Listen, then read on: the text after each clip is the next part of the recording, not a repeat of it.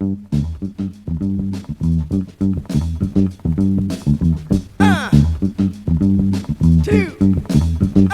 three.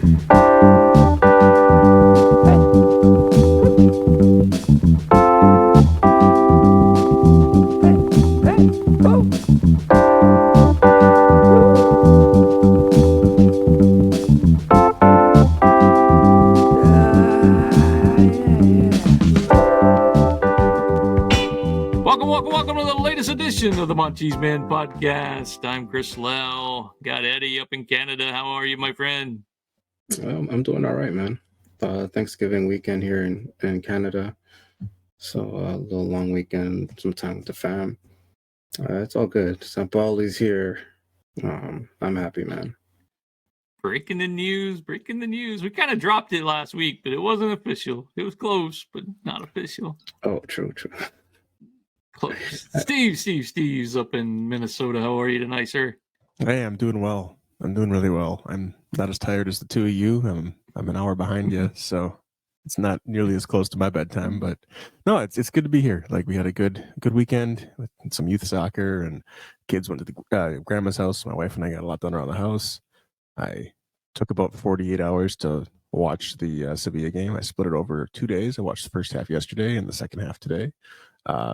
But yeah, no, it's exciting. I'm sure We're going to get into details about the game and what to expect going forward, so I won't spoil anything now, but it's always good to talk through this team that we love with the two of you. Yeah. Didn't get together with your athletic friends up there?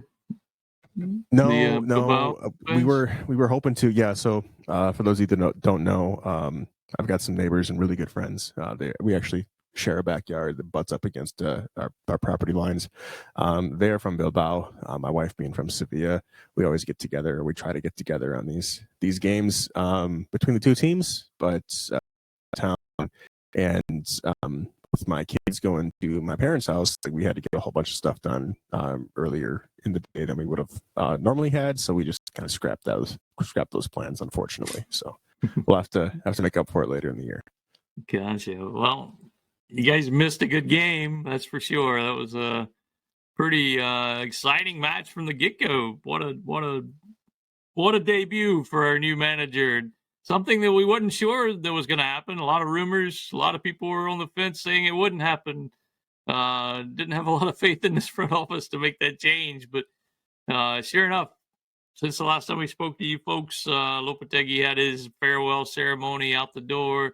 Sampaoli in very fast. And had like 2 days training with the team before he took his first match. And it was against a really good team in Athletic Bilbao coming to town at the RSP. I mean, they were on really good form, and you could see why. This team's really well put together. Got some young talent, some old talent, and just a really good squad coming into the RSP. Sampaoli with the kind of unusual starting lineup, right? I mean, something we haven't seen this year. And starting Isco, Torres, and who else? Papu, all together there in the midfield, which is something that I saw and I was like, holy cow. And we saw the debut. He is real. He is a player. Marcao makes his debut for Sevilla, which is, there's a lot of conspiracy theories out there about why, how, all of a sudden you manager and this guy's able to play, like what's going on, but play well. Maybe it's a coincidence. Yeah, maybe it's a coincidence. Who knows? But we'll get into that. Guys, from the get-go, attacking on the front foot. Goal came very, very early, 4th minute in. Oliver Torres on fire. Again. His 3rd goal of the year, right? Or 4th? 3rd, right? Third. Yeah. 3rd goal of the year, leading the team. He takes the lead. He was tied with Carmona, the rookie fullback there, which just kind of shows you how terrible we've been all year. Yeah, let's not dwell on that. Anyway, and actually Sampaoli after the game said that, like, we've got Oliver Torres as our leading scorer with 3 or 4. That's not acceptable. Like, he was not very kind words to the strikers after the match. So anyway, yeah, Andy, what did you think about that lineup and the first half? Fairly rudimentary. I mean, I know Papo's not really used to playing on the right, considering we have like 3-4 options for that position. But it was a great start in terms of the pace, how quickly the ball was moving, and even generating chances after the goal. We usually don't get to see that often. It was honestly very sloppy though. But I was glad to finally see Nyanzu and Marcao back there, because you could tell that should be our first choice back line. Just the presence that they have, the physicality as well. I know it's, in terms of the passing, we haven't gelled yet, so I'm not expecting all that to be all gravy in the first few matches, but it was good to see. I think it's a coincidence. I'm pretty sure Marcao was even at 100%. You could tell he's not in peak shape. Same with Dimitrovic starting. There was talks that Bono might have got a knock, so he didn't get to start that match either. So, and also glad to see Montiel get to start finally, because I feel like that position is his for this season. We've seen enough with Navas. I mean, I don't think Navas is finished, but just put him on ice for now. You know what I mean? But I was fairly satisfied with the lineup. Yeah, Steve, what do you think about that first goal? The work down the right hand side, and then the finish. Oh, I just thought it was poetic, honestly. That's a player that seems to have been spurned by Lopetegui for the last year and a half. Even so, went so far as to being left out of the Champions League is the player that scored it too. Like, it's just like he's shown time and time again that he is capable of competing at the highest level with this team, and to have him put his stamp on this game so early with the new coach, I think is going to go a long way to solidifying his role in this squad. Yeah, that was some good work down the right-hand side. It was Papu, I think, connecting to Montiel, who crosses it back kind of across the facing goal a little bit, but more towards the center. Falls to Dahlberg, but he couldn't really control it, and almost looked like he flicked it to Torres. I mean, it kind of looked like right. I don't think that's what he meant to do, but that's what kind of happened. Yeah, comes right to Torres. Like was my second. My daughter's in second grade, and she plays rec soccer right now, and they've got a couple of players on their team that are miles ahead of anybody else on their team. And if if another player is in front of goal and like struggling with the ball, they'll just go and take the ball right off their foot and score. And that's kind of what this looked like, where it's like Dolberg was trying to make a play on it, and then Torres was just like, nope, like, I'm taking this. This is going in. He just like took control of it and went there. So that's not a knock against Dolberg at all. I actually think he played better than expected. But yeah, it was just like it was just like a spitting image of what I see in like younger rec sports, where it's just like the player that is more confident, that is kind of in the zone, will just like take over. It doesn't matter if it's the opponent that has a ball or the teammate that has a ball. So if they know they can get it done, they're going to get it done, and that's what Torres did. Nice of Dolberg to pull away from the defender to make himself available for that cross. Of course, he couldn't control it, but 4 players in the box. I mean, we don't usually see that, right? It's usually the striker and maybe one other player. So it was nice to finally have some options there. That's what seemed a little different today, or Saturday. Sorry, it seemed like we had more attacking options at times in that first half, at least. More people crashing the box, which you don't see that a lot with Lopetegui. And maybe that was because we had so many midfielders. I'm not sure. I don't know. Montiel, he was balling in the first half. He was the guy that set up Papu on that little chip over, where And he just read that play really well because the ball kind of popped up in the air, and he kind of like read where the ball was going to end up, and that's what was able to create that little opportunity was him, his thoughtfulness to be where he was, and a little chip over the top. Papu had a great strike, and Simon just with this great save. We could have been up 2-0, but second half, Sevilla kind of falls back into the same little Lopetegui kind of style, I think, where they just didn't attack like I think Sampaoli wants them to. And even Sampaoli said after the game, the strength of this team needs to improve, and you got to have that fight, I think, is what his message was. So lots of opportunities in the second half there for Bilbao. Could have easily been up. And the goal they got, man, come on, the goal they got was just probably the hardest opportunity they had. I think on ESPN it showed, I don't know how they calculate this crap, but 4% chance of a goal being scored on that. Like, holy cow, what a goal. The commentators were saying that was probably pretty high too. Like, it's just like yeah. But it's great goal. A lot of opportunities for them though in that second half, and even some in the first half, but a lot in that. Dimitrovic had that foot save that kept one out. What do you think about his game? I thought he played pretty well, minus his distribution. Oh my God, that was horrible. Yeah. He seemed solid at shot stopping, which we know that he is good at. Like, we've seen him play before, and excel in that area.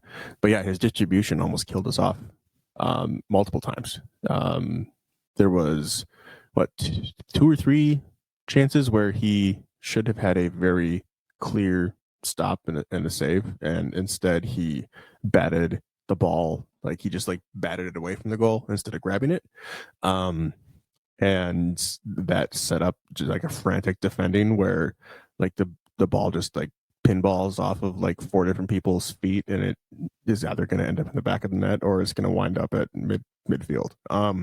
Luckily enough, we didn't concede anything from that.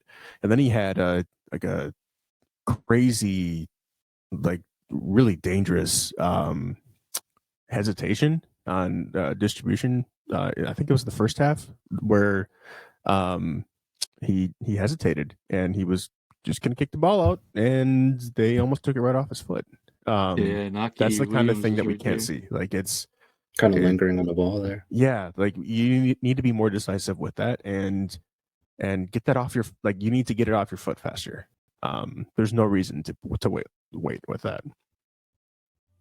I think part of the distribution problem was he was trying to kick it long most of the time because we were so bad at playing out of the back that we just couldn't do that. So he just kicked it long and either kicked it out of bounds or kicked it to them directly. But all that said, we almost had an opportunity there at the end to win it. And 91st minute, I think it was, red card. Lamela gets taken down with a clear goal-scoring opportunity right at the top of the box, and it goes to VAR. I don't know why he didn't get a red on the initial foul. I mean, it was clear to me that what was happening there. Anyway, gives him a yellow. It goes to VAR, overturn it to a red. Lamela comes up, hits it over. I think it went over the bar, right? But tipped over. Yeah, deflected off a player because it went for a corner after that. It went for a corner, which led to the mayhem in front of goal with whatever was happening there. Delaney trying to pass it to Goodell. Did a 360 in the air. It's just crazy madness there. Almost won it there at the end, but wouldn't be. Sevilla draw. New manager, same result, right? Draws with Athletic Bilbao, which is actually not a terrible result for this club. As good as Bilbao's been, it was a good start to this Sampaoli run, I think. Eddie, what do you see? Like, did you see anything different, like immediately between this game and then some of the Lopetegui's, like style-wise, tempo, anything that you might have saw that was just obviously different? Yeah, I agree to tempo for sure. And you could see them struggling with the tempo too, hence all the misplaced passes. I'm pretty sure that was the reason for that, but it's going to take some adjustment. Just that, and sure, you could say in the second half they kind of try to stay back and soak up the pressure. I think once they introduced Lamela and Nicity, they kind of had something to play towards, and that kind of helped us propel us forward. So there was more of a fight with, sending bodies in the counter, especially Montiel was helping a lot with that, constantly going down that right byline and helping out in the counter. Had his distribution been better in those crosses, we probably could have had a decent chance at goal. But it'll come. This was just one game. Don't want to draw too many conclusions. Hopefully this isn't like a rebound, like a rebound relationship. The last one ended badly, and then this one just looks good for a few games. But I'll give Sampaoli time. I think we could write off these next 6 games before the World Cup break. I mean, they're 6 tough matches, to be fair, but I mean, we might see some differences, but it's mainly in the approach and the mentality. I think they're both possession coaches, so we're going to see some of the same stuff, passing it out the back and things like that. Same kind of players that are going to be playing the same positions. So it's all about, like, the things that jump out is how quickly we pass the ball and how well we do on the counter, I guess. Because those were how many chances we create, because those were the main issues we were having under the old coach. Yeah, that's some good call outs. I know Sampaoli in a presser after the game was calling out. He basically said that the defense, he saw some improvement over prior matches with this team, but still a long ways to go.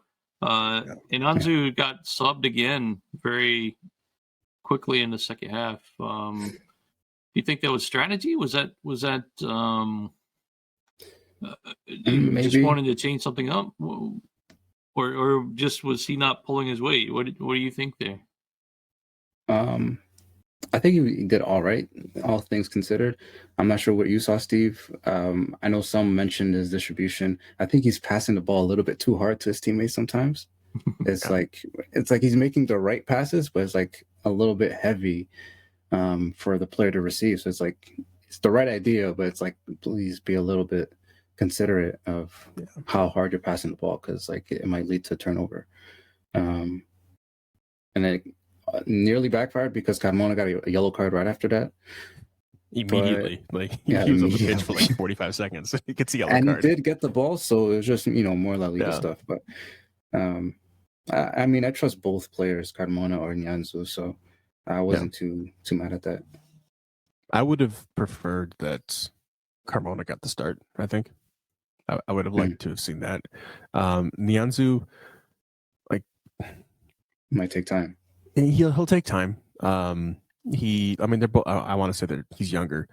He's a younger player, but I mean, both he and Carmona are both super young. But Carmona has been in the system a lot longer, like his life. But Nyanzu plays well. He plays just fine. He hasn't really done much of anything to give games away or make mistakes in the back. He had some rough moments in his first couple of games when it was really him. Like he was he was the starter with Marcao out, and we didn't really know who else was going to be back there. I think he started a couple of games with Gudel or Rekic back there, and it was really all on his shoulders. And I think that situation may have been a little bit too big for him, which is fine. He'll grow into that. But he also hasn't really done anything that excites me He hasn't had like a spark that he stands out a whole lot. Carmona has that spark, and I would have liked to have seen Carmona kind of see what he could do if he played the whole first half and what he could have brought to the team in terms of the energy that he plays with and kind of making impactful plays instead of being like a stalwart on the defense. And that's because that's the way that it looks like Nianzou is trending, is to be a player that is there and is reliable, but isn't necessarily something that will spark a lot of excitement. He scares me a lot with those lunging tackles that he does. Like, Yeah. he sticks that leg out very far, Yeah. and I'm like, whoa. But in this league, I mean, they get fouls for anything, right? Yeah, I mean, Yeah, well, that get fouls for scares me. anything, but it's also like you put your leg out like that, you're going to get hurt. Like it's like you're opening yourself up to injury yourself too, and that's the last thing we need right now is an injury on our back line. Speaking of injuries, do we know what's going on with Fernando? Like what the injury is and how long? I haven't heard much. He's just Probably old. if one thing's going to stay consistent, we're not going to know about injuries still. Right?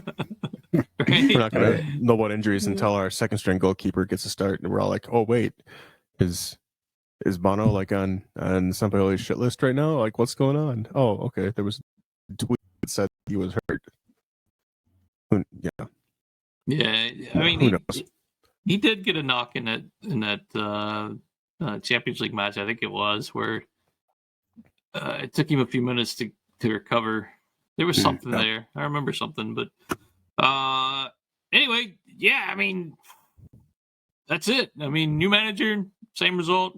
Sevilla still bottom of the table, pretty far down. We actually Gotta slipped start into climbing. relegation. Gotta start climbing. We can do that. First we got Dortmund again, right? On the 11th, Tuesday match, 3 p.m. Here in the United States on the East Coast. I'm assuming we're still not in daylight savings time yet, so 9 p.m. in Sevilla. And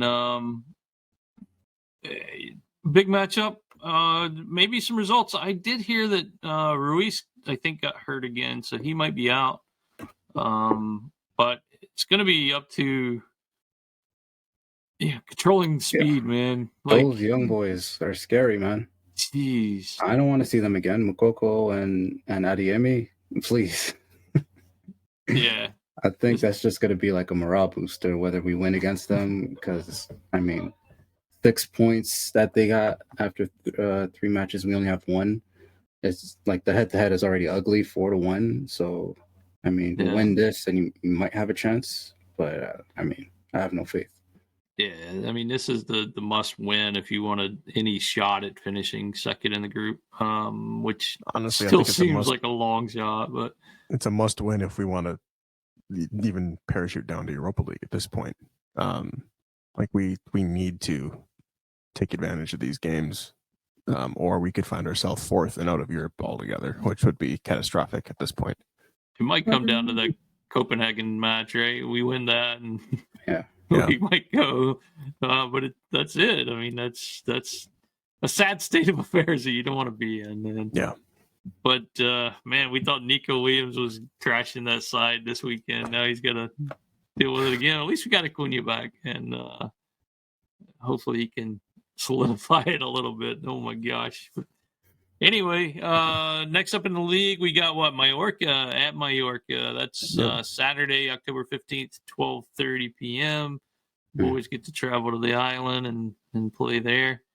And big game. I mean, I haven't seen Mallorca play this year. I don't know how they are, what they look like. I have no clue.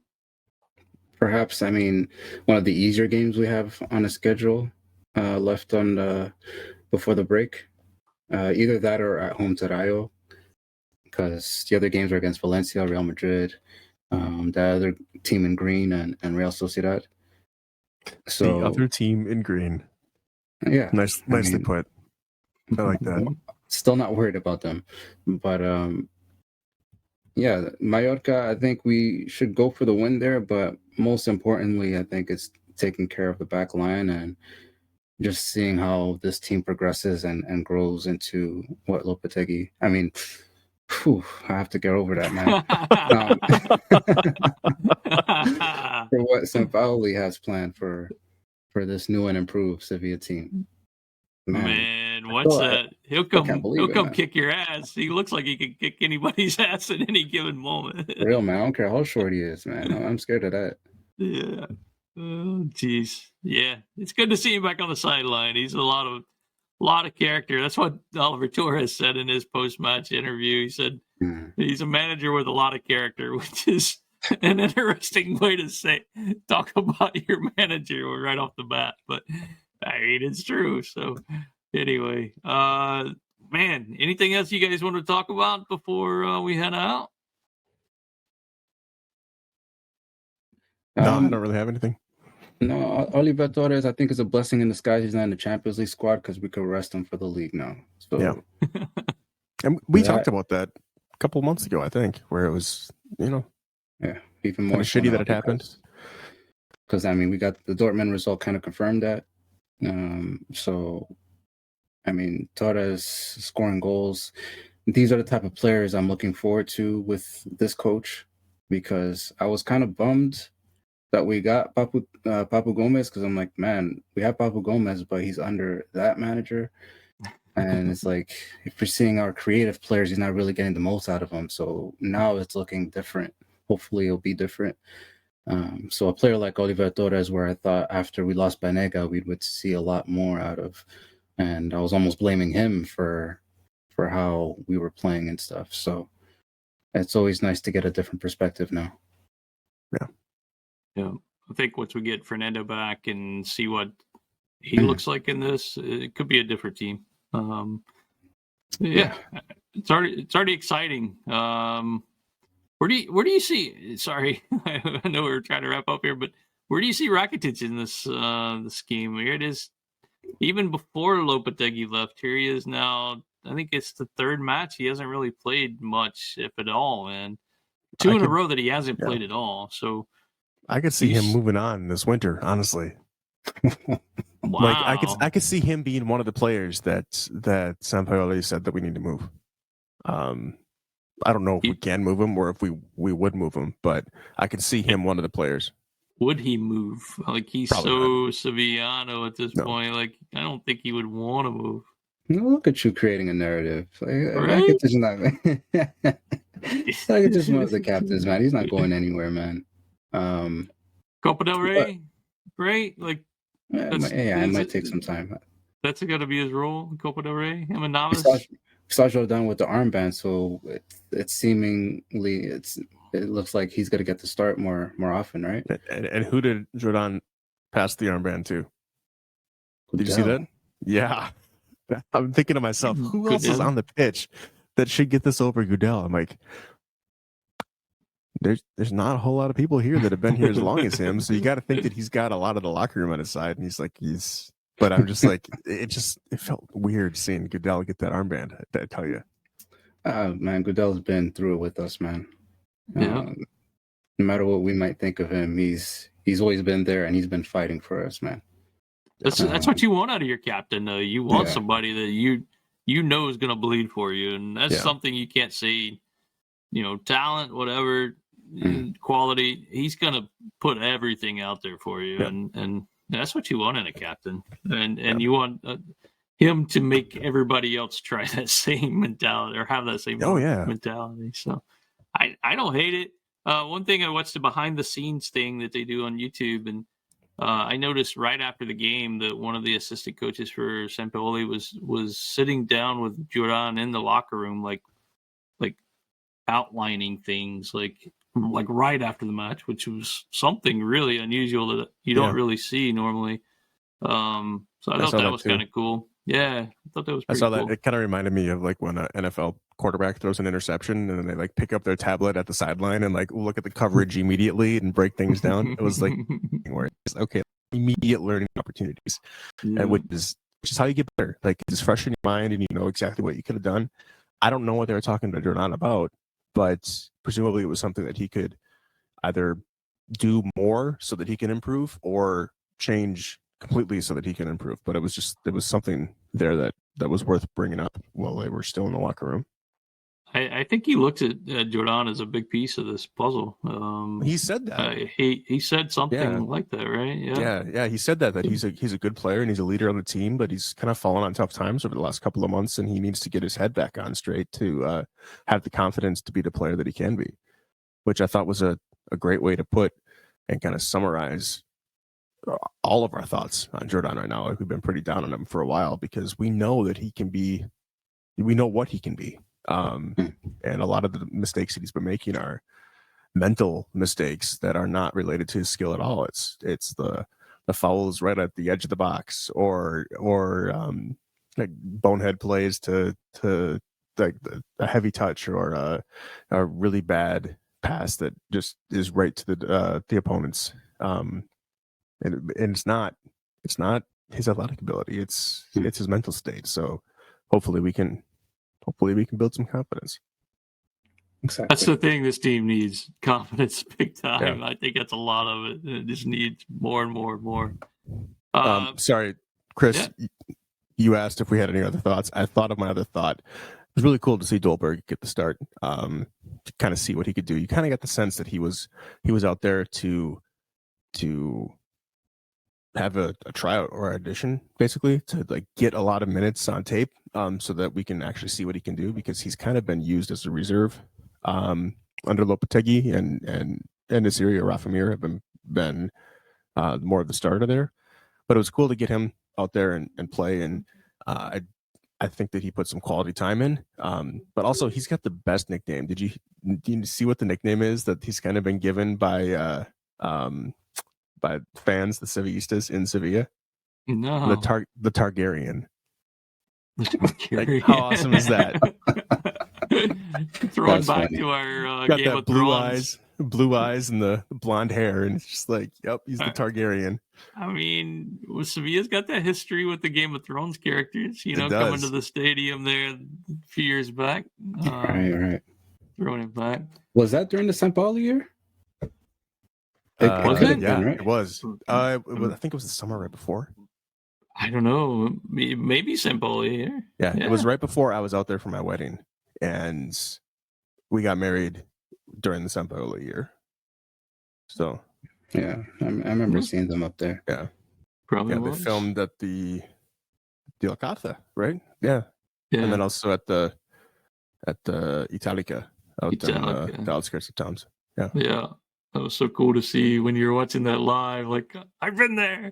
Yeah, right. I have pictures there. I know where that is. That's in. I swear some of that was in the park too, Maria Luisa. Like some of the shots. I'm sure. Yeah, most of Doran was filmed in Sevilla. So yeah.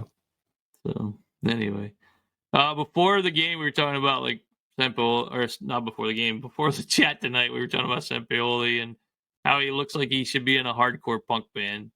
And if you guys get a chance, go to montysmen.com and tell us what you think the name of Sampaoli's hardcore punk band should be, just out of curiosity. Give you a little homework before the match coming up. So, guys, it was refreshing this week. At least it was fun to watch Sevilla for a change. A lot of people on the forum saying the same thing. I know Shendam over there is over the moon. And some of these guys have tuned out. They're just not even, they weren't even watching Sevilla. So hopefully this brings a lot of people back in the fold and gets us some excitement, some good football. And we can continue to grow and get back to where we're used to being here lately. So, guys, with that, vamos mi Sevilla. Vamos campeón. Y nunca te rindas.